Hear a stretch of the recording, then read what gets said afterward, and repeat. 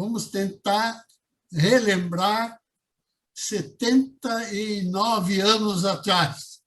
Eu era uma criança de 5 anos quando nós fomos, a minha família, meu pai, minha mãe e minha irmã, fomos expulsos da nossa própria casa na cidade de Alkmaar, na Holanda, e apenas levar 2 ou 3 malas com as roupas do corpo para um local que a gente nem conhecia naquele momento, mas que foi alugado por meu pai na própria cidade de Alkmaar.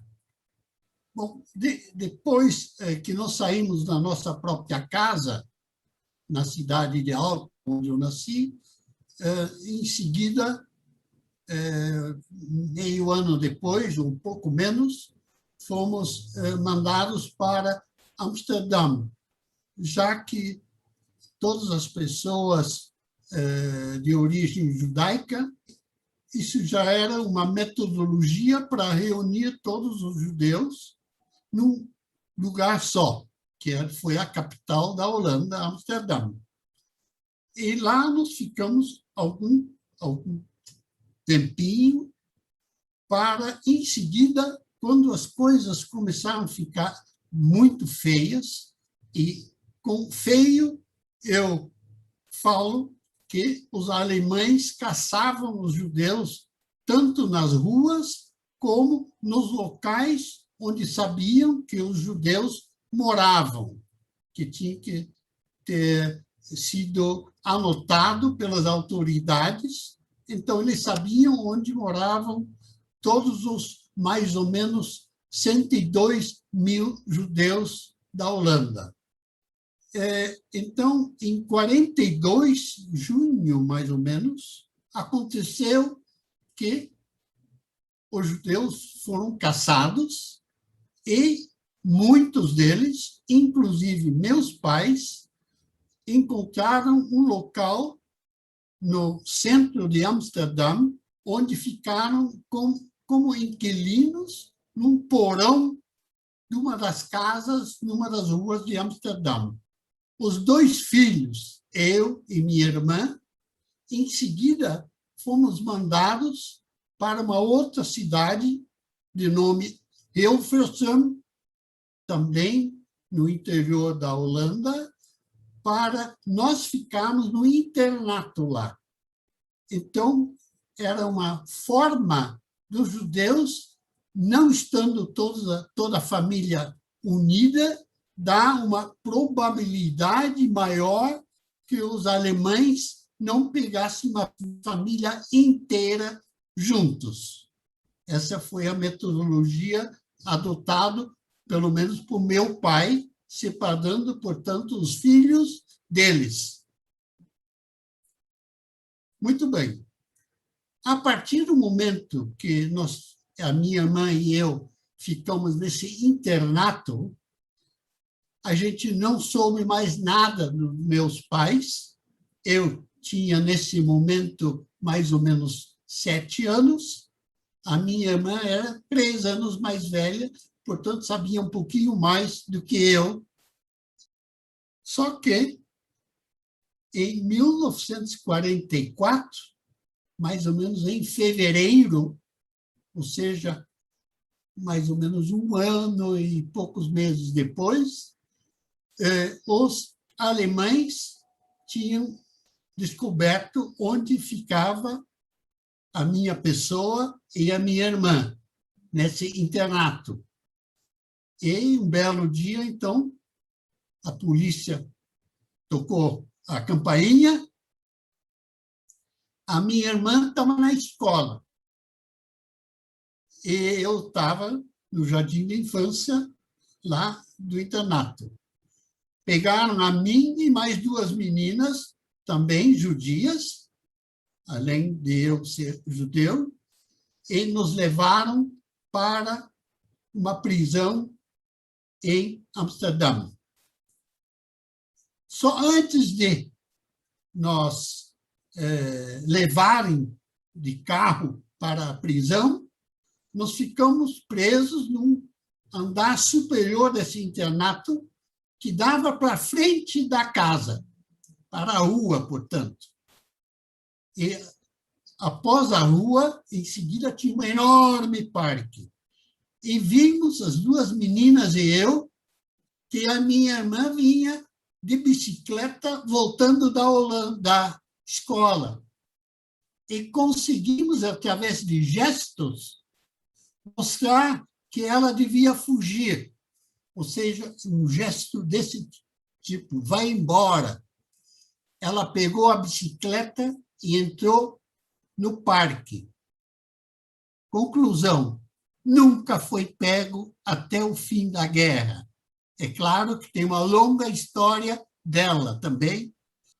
Então, eu e as duas meninas fomos levados para a prisão de Amsterdã e lá ficamos algumas noites. Primeiro numa prisão e depois em outra prisão, em outro local. E mais ou menos no dia 14 ou 15, mais ou menos 2 semanas depois, eu e as duas meninas fomos levados para o campo de concentração interno da Holanda, cujo nome você já tem, Westerbork. Chegando em Westerbork, por algum acaso completo, lá estava um primo nosso, que era um judeu alemão, e ele era um dos dirigentes da parte interna do campo. Ele conseguiu, através de contatos que ele tinha com pessoas de fora do campo, ele conseguiu um atestado falso de que eu tinha sido batizado na Igreja Metodista da Holanda em 1938. Nesses 2 dias de setembro, num primeiro transporte, a Anne Frank, que todo mundo conhece através do livro dela, foi mandado com os pais dela e uma irmã para aquele campo célebre de Auschwitz. No dia seguinte, saiu um transporte da Holanda com mais ou menos 1.085 judeus, todos com algum tipo de atestado especial, ou de batizado, ou porque era muito importante para uma eventual troca por dinheiro, etc. Nós fomos mandados para um campo de Theresienstadt.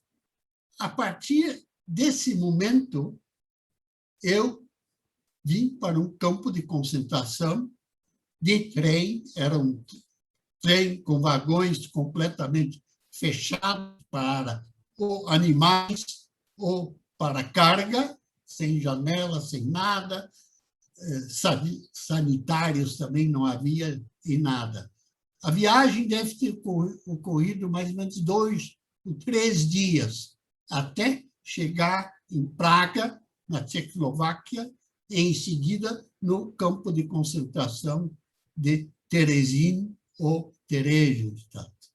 Eu diretamente fui mandado para um internato para órfãos lá, já que eu estava desacompanhado tanto da minha irmã como dos meus pais, e nem da minha avó, que também tinha sido pego originalmente junto com meus pais.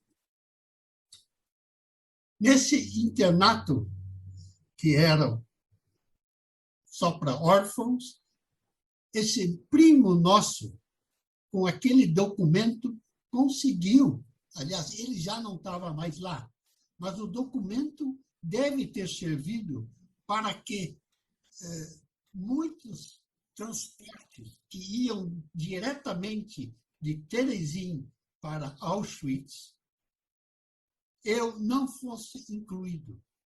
Então, eu fiquei 7 meses lá até a libertação nesse Theresienstadt.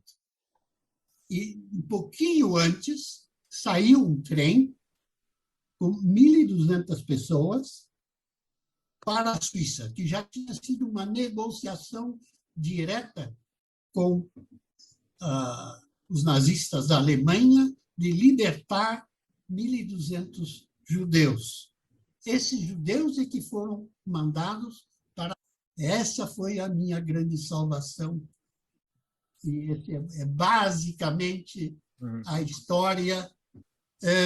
Eu fiquei na Suíça mais ou menos um ano.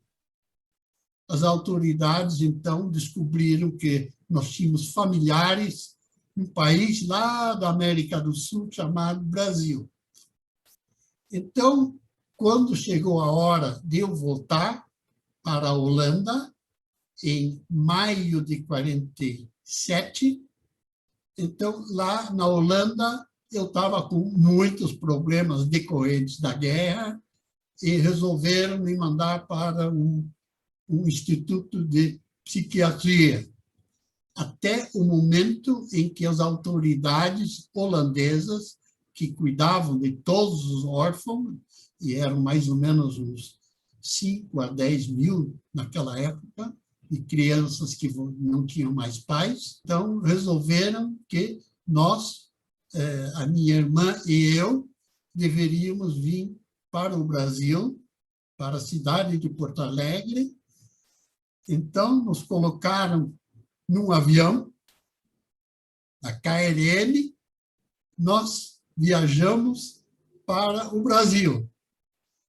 Nesse inteirinho, aconteceu que o Luiz passou uma noite em Portugal, porque o avião, que começaria sua viagem em Amsterdã, iria pernoitar, que os aviões não viajavam naquela época à noite, era um quadrimotor da KLM, descemos no aeroporto de Lisboa, acho eu, para um hotel de alto luxo na Avenida Liberdade, isso descobri depois, muitos anos depois. Ficamos lá à noite.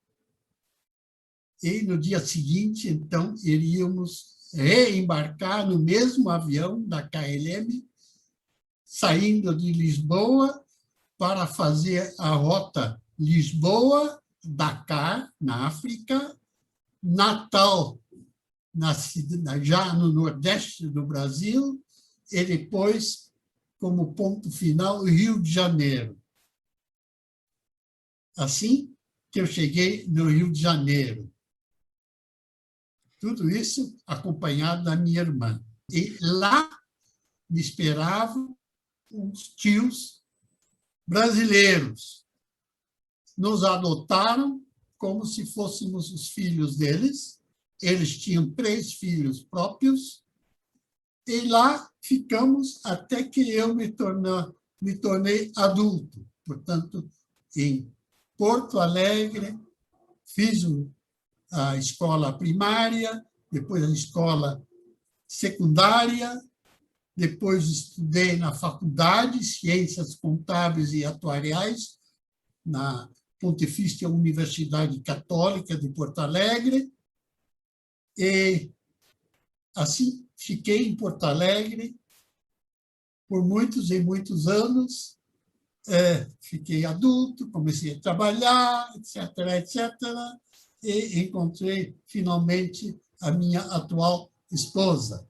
Uma grande história de vida, que os desafios da sua vida depois continuaram a existir, e hoje mesmo, já com 8 décadas de vida, continua a existir desafios. No seu livro, 5 vezes vivo, porque é que deu o nome a este livro, 5 vezes vivo? Primeira vez foi quando nós estávamos escondidos em Amsterdã. Ou seja, depois de ter saído da minha cidade natal, ficamos numa casa alugada em Amsterdã. Juntos ainda, meus pais e eu. Essa casa tinha um pátio, um jardim nos fundos, e nos fundos corria um riozinho. Essa criança, então, abriu o portãozinho e caiu no canal, sozinho. E eu não sabia nadar. E os meus bracinhos, virando, se agarraram, por sorte, numa escadinha que tinha na parede do lugar onde eu caí. E nessa escadinha consegui subir na escadinha e entrar no jardim novamente. Ninguém me viu. Então, essa foi a primeira vez que me salvei. A segunda vez é já durante a guerra, mas acontece, agora rapidamente consigo lembrar. Esse meu primo conseguiu que eu não embarcasse em nenhum dos transportes que foram para Auschwitz. Ele conseguia me retirar de qualquer listagem.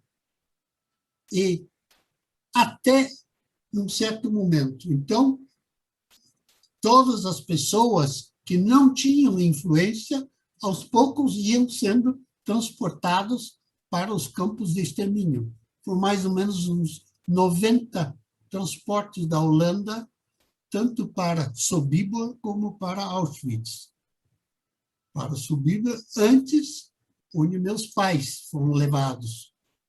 E depois, a partir de final de 43, tudo ia já para Auschwitz e também para algum outro campo de extermínio. Esse primo me segurou, e quando os alemães disseram acabar com o campo de Westerbork, já que os aliados estavam chegando perto da Holanda, já estavam no sul da Holanda, já tinham invadido a Bélgica novamente, recuperado a Bélgica, ele conseguiu me segurar. Mas, no final, eles tinham que acabar com o campo. Então, eu fui no dia 2 de setembro, aliás, a Anne Frank, no dia 2 de setembro, foi mandado para Auschwitz ainda.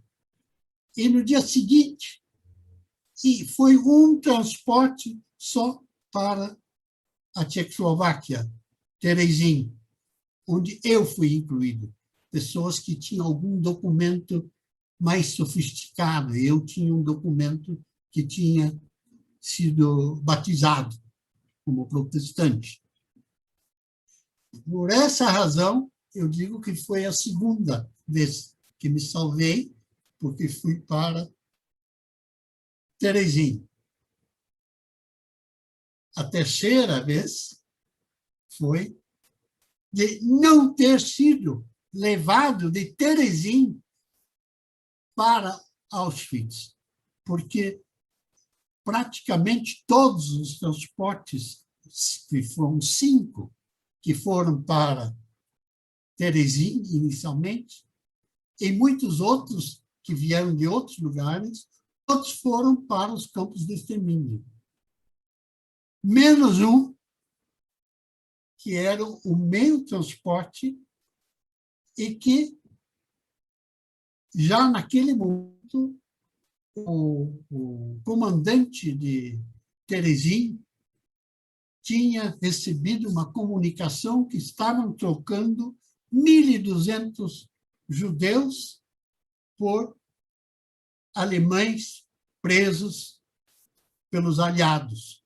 Esses 1.200 judeus iriam ser embarcados para a Suíça. Então, dos milhares, tinha mais ou menos ainda 15.000 presos naquele momento em Terezin, onde eu estava, mais ou menos 2.000 foram levados para a Suíça. E eu fui colocado nesse transporte. Terceira vez que me salvei, em vez de ir para um campo de extermínio, como acontecia com todos os outros transportes que saíram de lá. Então, durante toda a guerra, foi o único transporte de trens que saiu de um campo de concentração ou de extermínio para um país neutro, que era a Suíça. Então, foi a terceira vez. Uma história de vida muito, muito rica, Luís. Vou-lhe pedir agora uma coisa especial. Como é que, a partir da sua experiência de vida, deixa uma mensagem aos jovens, uma mensagem de esperança nestes tempos difíceis? Pedia-lhe essa mensagem para os jovens. A grande mensagem é que a gente tem que ter fé no futuro e tentar fazer as coisas na vida da melhor maneira possível e não simplesmente de qualquer maneira. Porque a vida é da gente e somos nós os maiores responsáveis por nossas vidas, não os únicos. E, obviamente, dando muito de si para outras pessoas que talvez tenham menos do que a gente, que todos nós iremos enfrentar na vida, alguns de uma maneira, outros de outra maneira, mas sempre haverá obstáculos. Ninguém passa incólume pela vida. E é por essa razão que a gente tem que ser otimista, mas, ao mesmo tempo, realista e saber que muito daquilo que preparamos é para o nosso próprio benefício. Aquele menino de 4 anos que eu era quando a Segunda Guerra Mundial começou, não podia imaginar que 80 anos depois ele ainda estaria vivo, tendo passado por tantas coisas. Foi algo maravilhoso que me aconteceu e que nem para todos isso acontece. E nessa época de Covid-19 e tantos problemas que estão trazendo para tantas pessoas, devemos, então, pensar muito bem que coisas semelhantes já ocorreram antes. Muitas. A Primeira Guerra Mundial, a Segunda Guerra Mundial, a febre espanhola que ocorreu e tantos outros desastres que aconteceram comigo e com outras pessoas também. Então, a gente tem que dar graças a Deus e tentar amar os outros. Essa é a minha mensagem.